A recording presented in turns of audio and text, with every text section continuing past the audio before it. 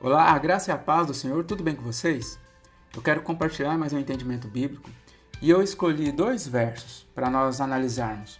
O primeiro vai estar lá no finalzinho do Evangelho de João, no capítulo 20, a hora que o Senhor Jesus ele vai se apresentar aos seus discípulos que estão às portas fechadas.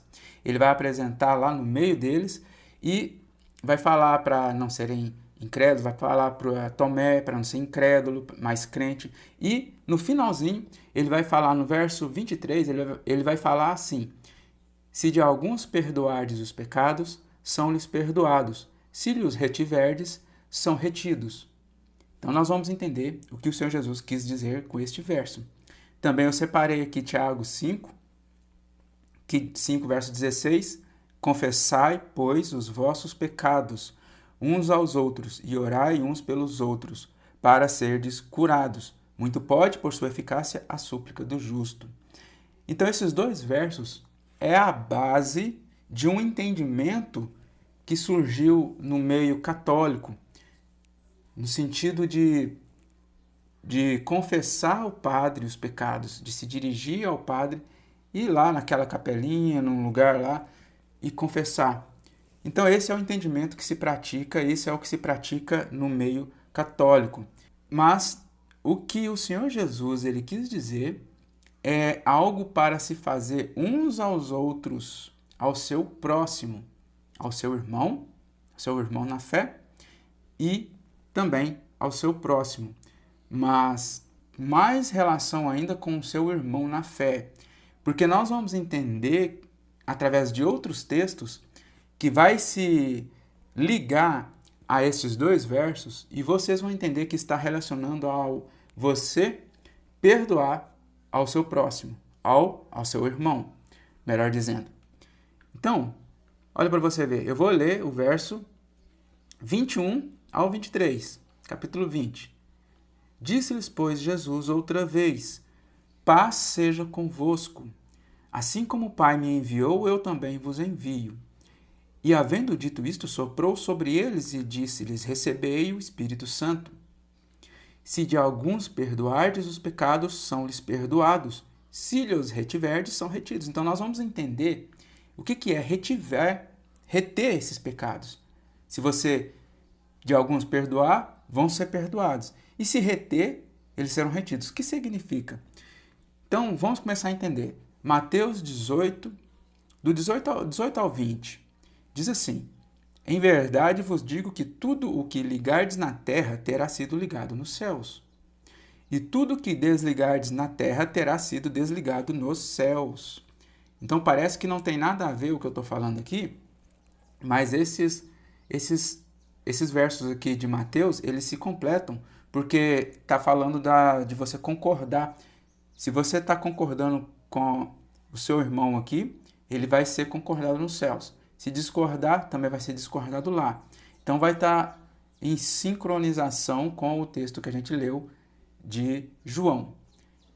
Em verdade, também vos digo que, se dois dentre vós sobre a terra concordarem a respeito de qualquer coisa que porventura pedirem, ser-lhes-á concedida por meu Pai que está nos céus. E isso não é bens materiais, não é casa, não é profissão, não é terras, não é automóveis, não é nada disso que ele está falando de pedir. Isso que você deve pedir ao Pai, quando a gente lê lá o sermão, ele fala que é buscar o reino e a justiça, e as outras coisas serão como acréscimos. Então busca o reino e a justiça, busca a sabedoria, porque senão cai em contradição, né? Porque o Senhor Jesus fala para nós não ficarmos ansiosos com coisa alguma, com o que havemos de vestir, de comer e de beber. Então cai em contradição se nós formos buscar e pedir ao Senhor essas coisas. Então não é coisas materiais. Verso 20. Porque onde estiverem 2 ou 3 reunidos em meu nome, ali estou no meio deles. E também esse verso, esse único verso, é usado para dizer que 2 ou mais é igreja. E não é igreja. Aqui são testemunhas do Senhor Jesus. Ali vai estar o Senhor Jesus como a terceira testemunha. Entendeu? Então, por mais que eu não frequento denominação nenhuma, eu não posso dizer que esse verso aqui está falando de que se tiver 2 falando de Jesus, ali é a igreja. Não é a igreja. Então, tá bom. A gente viu que Se dois concordar na terra, será concordado nos céus, se discordar também será discordado. Então, mas existe um caminho para a gente entender como que a gente vai perdoar os pecados e se não perdoar, eles serão retidos. A gente vai ver os 70 vezes 7. O Senhor Jesus ele vai fazer uma analogia, uma parábola com as 70 semanas. E no final delas tem que haver perdão de pecados, tem que haver expiar da iniquidade, cessar da transgressão, selar a visão, profecia e ungir o santo dos santos, né? Então, Mateus, continuando aqui, né? Mateus 18, agora no 20, 21 e 22, ele vai falar, Pedro vai chegar para o Senhor Jesus e vai perguntar, quantas vezes eu devo perdoar o meu irmão? Quantas vezes eu devo perdoar? 7 vezes? Então vamos ler.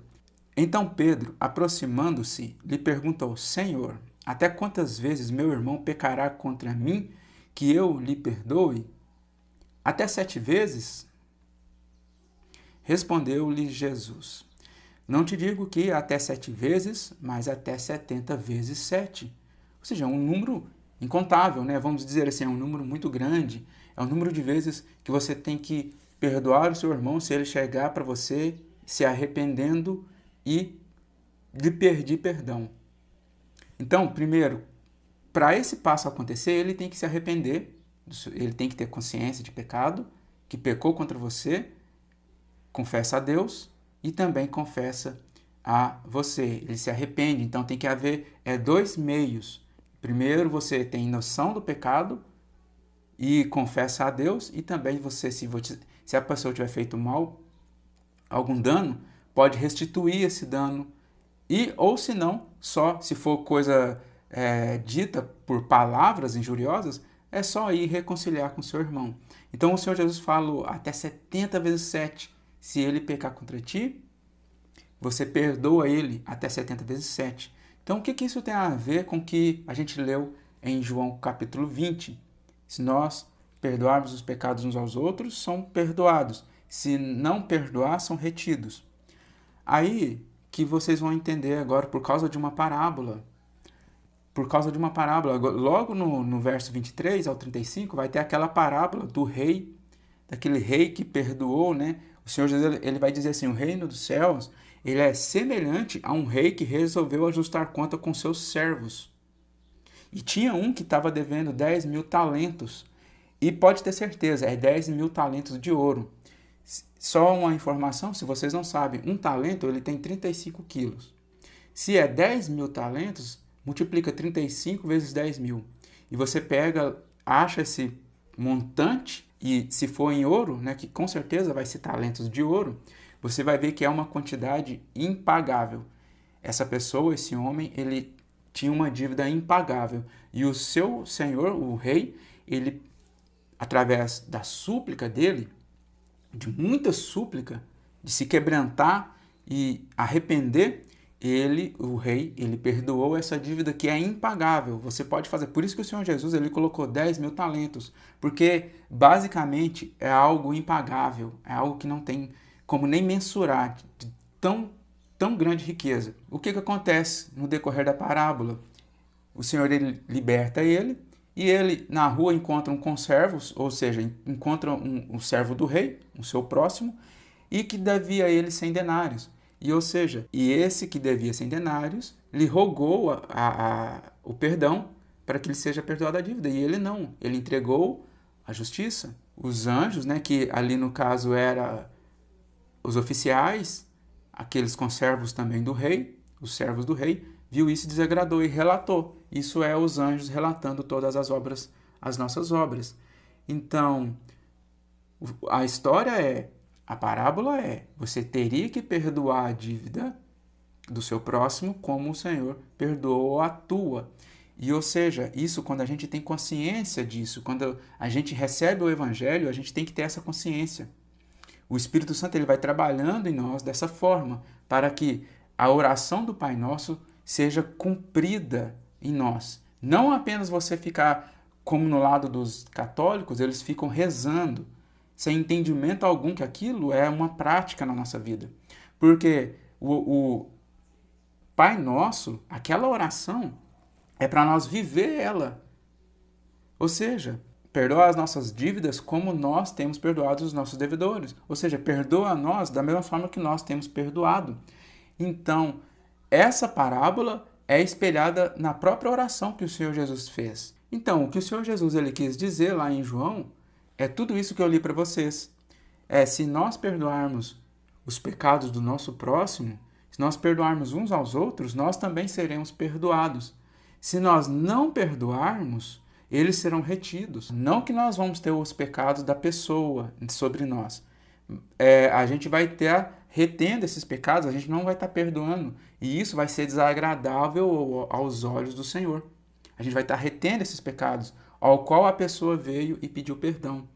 É assim que funciona o Evangelho. O Evangelho, ele trabalha no nosso coração, manifestando essa virtude do Espírito. Isso é virtude do Espírito. Os gentios, os incrédulos, os perversos, os insensatos e os idólatras, eles não conseguem entender a mensagem do Evangelho, porque você tem que perdoar. Lembra de Provérbios que fala que irai-vos e não pequeis?